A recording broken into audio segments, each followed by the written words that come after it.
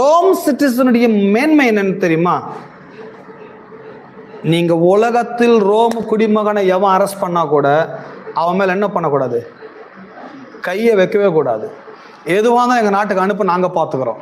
எங்க நாட்டுக்கு அனுப்பு, நாங்க அவனை விசாரிச்சுக்கிறோம். என்னுடைய நாட்டு குடிமகன் தெரிஞ்சு அவன் மேல நீங்க ஆக்ஷன் எடுத்தீங்கன்னா உங்க மேல எடுக்கிற ஆக்ஷன் ரொம்ப சிவியரா.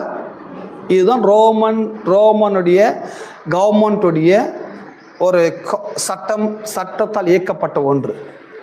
இதனால என்ன நடந்துச்சு, ஒரு முறை பவுலை பிடிச்சு இவன் ஒரு மதவாதி, இவன் ஒரு யூதன் சொல்லி இவனை போட்டு ஆடின்னு அடிச்சுட்டாங்க.